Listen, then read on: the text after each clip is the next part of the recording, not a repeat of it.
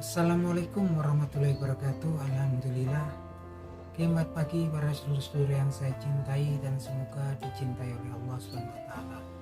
Oke para sedulur, jadi melihat banyak peristiwa yang terjadi 1 tahun belakangan ini, saya merasa prihatin sekali ya teman-teman, bahwasanya kita sebuah bangsa yang besar, sebuah bangsa yang sudah merdeka hampir 80 tahun yang silam teman-teman.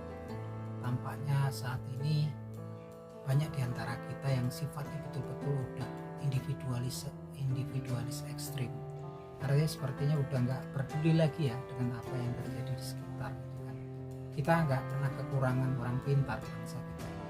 Karena saya dulu ketika kerja di luar negeri, dalam perjalanan pulang kadang ke Indonesia ketika cuti, sering saya bareng dengan orang-orang Indonesia. Setelah kenalan ternyata mereka bekerja di perusahaan-perusahaan besar di luar negeri kayak bidang telekomunikasi, kemudian perminyakan. Artinya memang kita nggak pernah kekurangan daripada orang-orang pintar.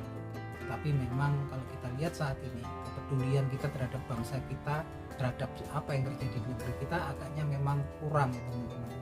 Bayangkan dalam waktu 1 bulan kurang, kalau kita lihat ada seseorang yang kemudian memang dikatakan di pemberitaan bahwasanya orang tersebut telah divonis 1,6 tahun pidana dan vonisnya itu sudah tetap ya, inkrah dari Mahkamah Agung, yang mana terkait dengan pencemaran nama baik mantan wakil presiden kita Bapak Yusuf Kala gitu kan. Dan ternyata itu vonis itu sudah 6 tahun yang silam, 2019, ternyata belum dieksekusi.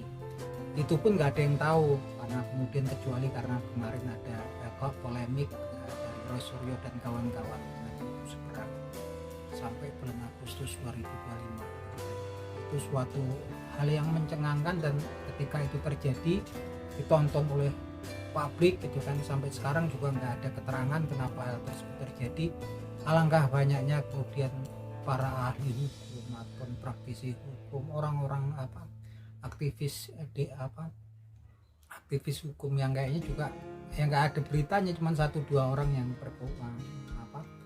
memberikan komen tentang kejadian tersebut. Artinya memang kita udah nggak peduli, yang walaupun kalau kita lihat kan ternyata bahkan dari tanggal 4 sampai sekarang tanggal 13 juga belum ada keterangan.